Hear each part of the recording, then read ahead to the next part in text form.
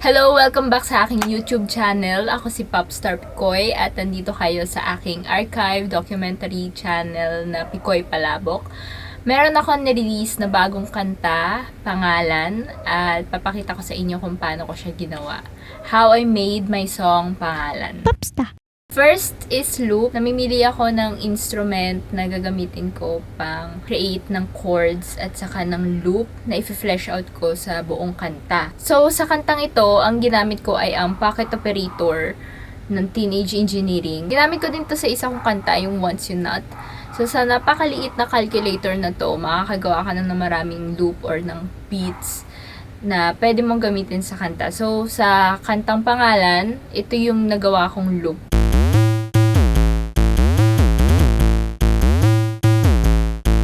Tapos, hindi lang naman ito yung niloop ko. Meron din akong niloop sa vocals. Ang ginamit ko naman dito ay ang RC202 ng Boss. Meron time na na-obsess ako sa mga Tagalog words na may TS at saka may R.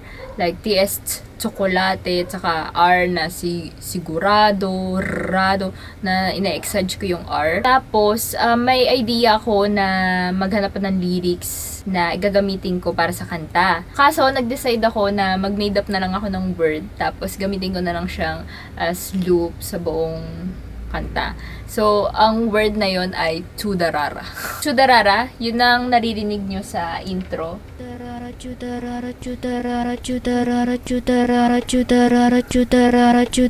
At sa rest of the song, meron sa chorus at saka meron din sa outro.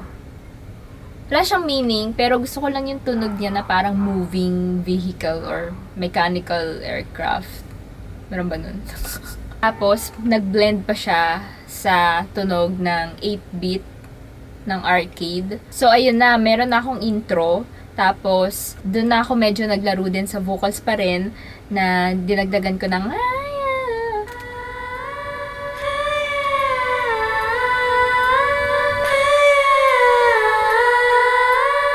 So, lahat ng niloop kong vocals, yung chudarara at saka yung nilagay ko siya dito sa looper ko ulit.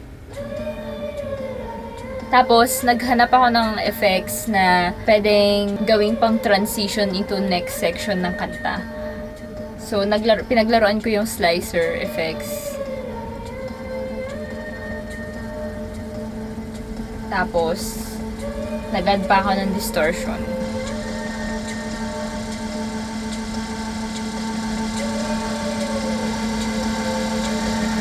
So, yung distortion na yon, nalagay ko din siya sa intro at saka sa choruses dahil syempre pandagdag din siya ng mechanical na tunog. Tapos, kumuha din ako ng ganong ingay din dito sa pocket operator. So, may effect na ganito. Tapos, yung pinaka main loop, chinap-chop ko naman siya para maging ganito yung tunog niya.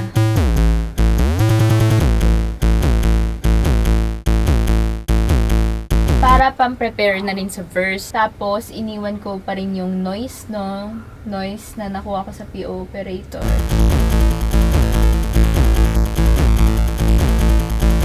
At nilagyan ng guitars. Ito yung mga tunog sa mga verses.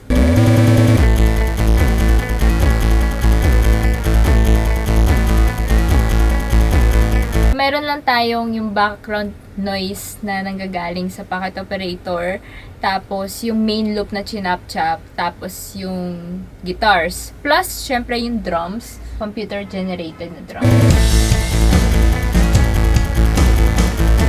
Na later on, pinalitan din siya ng totoong drums. So ayun, kinontinue ko lang yung buong kanta gamit yung mga loops na na-record ko. Tapos nag-chop-chop pa ako ng mga tunog na pwedeng gawing ambient, like this one.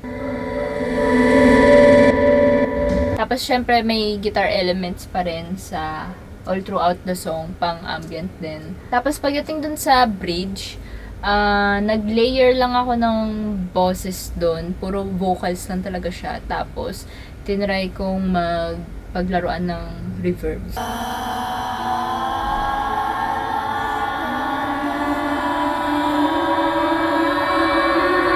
Tapos, sa outro, doon ko na nilagay, tinambak lahat.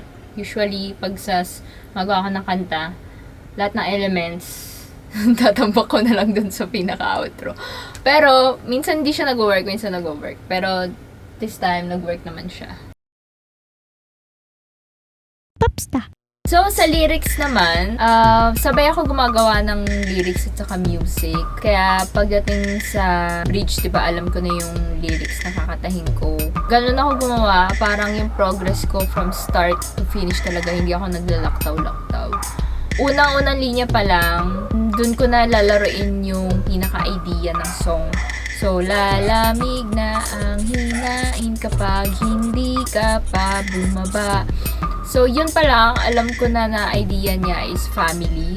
Kasi, natatak sa akin na yung hapagkainan ay important para sa family. Yung sabay-sabay dapat sila, yung parents present lagi sa anak nila pag tuwing kainan. Kasi, malaking part siya sa paglaki ng bata. Natatak din sa akin yung commercial ni Sharon Cuneta dati na importante nga yung dinner, lunch, yung kainan na sabay-sabay. So, lucky me ata yun. Popsta. Galing sabayan ang ating mga anak tuwing hapunan. Popsta. So, ayun, yung first line pa lang, nagbigay na siya ng idea kung paano ko i-flow yung lyrics. Lalamig na ang damdamin, kaya magpakabait ka. Usually na pag tinatakot mo yung bata na, sige, hindi na kita love pag hindi mo to gawin. Ganyan. So, ganyan yung example ng line na yun. Nanay, tatay, gusto kong tinapay. Ate, kuya, asan na sila? So, yun ay galing sa sikat na nursery rhymes sa Pilipinas, syempre. Tapos, pinalitan ko lang yung last line niya ng asa na sila. So, yung original is gusto kong kape. Gusto kong tinapay, gusto kong kape. So, parang iniba ko na lang yung last line. Ginawa kong asa na sila para lang mag-inline sa first verse. Naalala ko yung experience ko dati na nag-volunteer kami sa isang orphanage. Doon ko nakuha yung lyrics na gusto ko ng sariling kwarto, sariling laruan. Bigyan mo ako mag-abang ng pasalubong mula kung kani-kanino. So, ganun pa rin yung topic natin, family pa rin. Pero, nandun na yung contrast ng unang verse sa second verse. Ikwento ko lang din kasi yung orphanage na yun talaga natatak sa isip ko yun kasi sobrang sikip nila doon. Tapos, halo-halo pa yung mga normal na bata at saka mga PWD. Tapos, wala na silang mga kanya-kanyang kwarto talaga. Kaya doon ko nakuha yun eh. Tapos, papakainin mo na sila. May iba nagwawala, iba naglalaro. Sobrang chaotic nung time na yun na hindi ko rin alam kung saan mag-umpisa magpakain. Popsta. Popsta. Yun din, doon ko din nakuha yung chorus kasi sa dami ng bata, ilang beses ako nagpakilala nun. Ilang beses ako nagtanong ng pangalan nila, nagkabisado ako ng pangalan nila. So, ayun, yun yung pinaka unforgettable experience ko. At inspiration din ng kantang ito. Pagdating ng outro, nagdagdag ako ng isara ang bintana, pumapasok ang hangin mula sa labas at may kumatok bigla. Nandiyan ka na ba? Pinapakita ko naman dito yung kung gaano ka-vulnerable yung mga bata sa bahay na walang magulang. Kung walang adults dun, walang nagbabantay, pwede silang lapitin ng danger. Kakakinig ko naman yun ng podcast ng true crime. So, dami ko kasing nabasang kwento na napapasukan yung bahay tapos nadadatnan yung mga anak kasi iniiwan lang yung parents yung anak nila sa bahay. Popsta. So, this is how I made my song Pangalan. Ito yung gist ng lyrics niya at saka ng arrangement kung paano ko ginawa. So, sa lahat ng hindi pa nakakakinig ng aking kantang Pangalan, stream nyo siya sa Spotify or sa Apple Music or sa ibang streaming platforms ninyo. Tapos, sabihin nyo sa akin kung ano yung interpretation nyo or yung idea nyo about the song. Kung may questions kayo, ask nyo lang sa comment section. At ano pa ba? Ayun.